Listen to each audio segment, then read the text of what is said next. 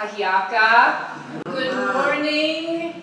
And I extend gratitude to Leah, Daniel, University of Puget Sound Chinese Reconciliation Project Foundation, the Theater Arts Program here, the Race and Pedagogy Institute, the African American Studies Program as well. And deep gratitude to my ancestors and family. And I do have some opening remarks, and I'll get into the background of who I am. I'm called Chevi.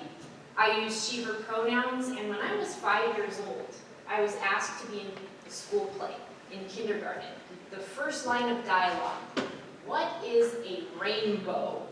And that terrified me, and I didn't want to do any kind of public speaking or be an actor or anything. It was be seen, not heard. Growing up, I wanted to be in the library. I wanted to be behind the scenes. And then in high school, the drama teacher said, "Why don't you audition? You work backstage, you paint sets. See if you like acting." And that was the turning point. However, like Leah mentioned earlier, I wasn't seeing people who looked like me on film, on stage. The constant question of who is controlling the narrative, I grew up with that, and that is in me, and I will talk about that in a moment. I attended the University of Laverne in California. I attended the University of Surrey in England, and I mainly studied theater and leadership. Those are my passions, and I am very grateful for our time this morning, so I'd like to share my remarks.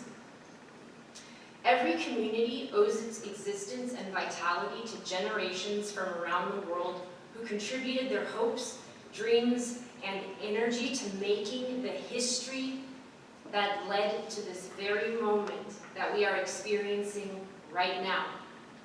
Some were brought here against their will. Some were drawn to leave their distant homes in hopes of a better life, and some have lived on this land for more generations than can be counted. Truth and acknowledgement are critical to building mutual respect and connection across all barriers of cultural indifference. We begin this effort to acknowledge what has been buried by honoring the truth. We gratefully acknowledge that we rest on the traditional lands of the Puyallup people, where they make their home and speak the Lushootseed language.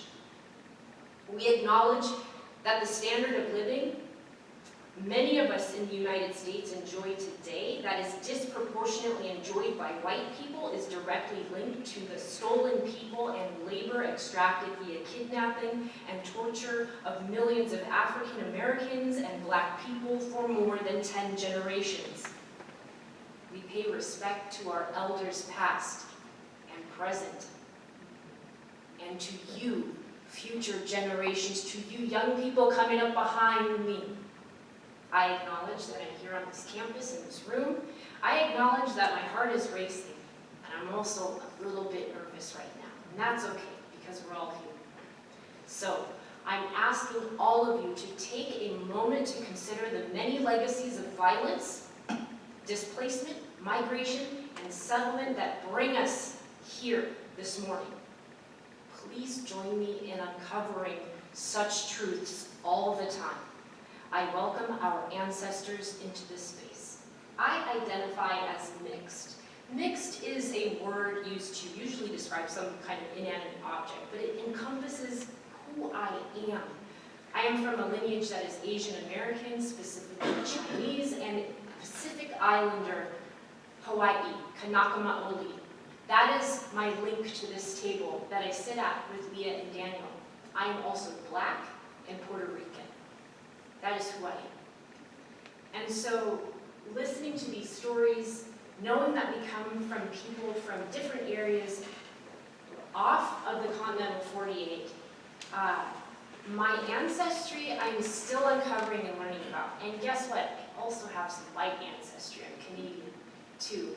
And that side of the family came over from Oxfordshire in England. So the work that I do as an artist is a reflection of who I am and my personal history with the people I am from. And there is a play that launched my theater company in 2017, 5 years ago. Some of you were in the audience, and I appreciate your love and your attention and support.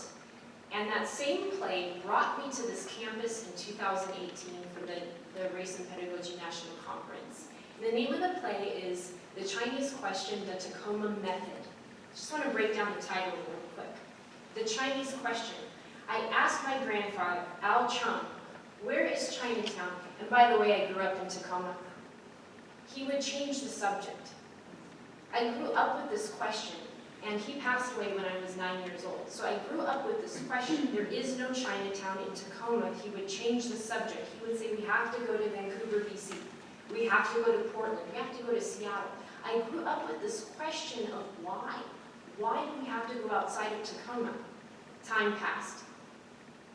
I founded my theater company, empathos company, in 2017, and I wanted the launch production to be a tone setter about the area I live in and the people I'm from. And so I had this idea and title it The Chinese Question. Now, Daniel spoke of not having specific platforms or educational experiences, but lived experience, right? And I didn't study composition in college. I didn't study English. I didn't study creative writing. I didn't study playwriting. I studied theater. I wanted to be an actor. And so my inner critic was firing strong. None of your ancestors perished in 1885 in Tacoma. You don't know how to write theater. You don't know how to write plays. I'm like, okay, critic on the inside, this is what I'm going to do. I assembled a team of writers. Alana Feynman, alumni of University of Puget Sound, she was on my writing team. John Wesley Levi III, he is a black poet, and he also is very civically engaged, and I think he works in local government in the Washington State Legislature. And I had a third writer, so I was free of writing. I was free from actually taking part, doing some playwriting because of my critic holding me back with, you're not a writer. Well, I lost that third playwright who informed me he was headed to grad school, and we had a difficult conversation about that, where I was supportive, but he felt very guilty for having to drop the project. His name is Christopher Wu. When Christopher left the project, I had to make a decision because I had 6 weeks, I already had actors confirmed, and I'm a creative person, and sometimes I can be quite random and abstract, so I do things backwards sometimes. I had all of the actors and production team committed to this play. I had 5 weeks to finish the script and open this play in downtown Tacoma. When I lost Christopher, who gave us the plot structure, he gave us the outline and the form of the play, he was also responsible for writing the rules of, in 1885, white supremacists were considered a hate committee member. That was the language used in Tacoma. That was the acceptable language at that time. And so Christopher was responsible for writing in the evil white characters. I had to gear shift and get in a headspace I had not been in before, but because of imagination and creativity and historical documents that fed the spine of the play, I was able to get in a quiet, focused space and write the scenes that he had outlined, which was quite odd. And I'm very grateful for the historical documentation that helped led and fed my process. But that project was launched in 2017 to acknowledge the tragic past of what happened to Chinese people in Tacoma. Since then, that project has continued to give back to me and give back to empathos Company. I've worked in 2019, 2021, and then again in 2023 with the National Endowment for Humanities and the Wing Luke Museum. We partner on biannual, every 2 years, U.S. history teacher training. And I want to speak to something that Leah mentioned earlier about book bans and banning our history. Last summer, during this U.S. history teachers training and using excerpts from the play, I heard from white history teachers in the South who said, you know, we're grateful for this workshop space. We won't actually get to teach this in the classroom. And it blew me away. That's when the politics of higher education, politics and the education system just collided inside of me.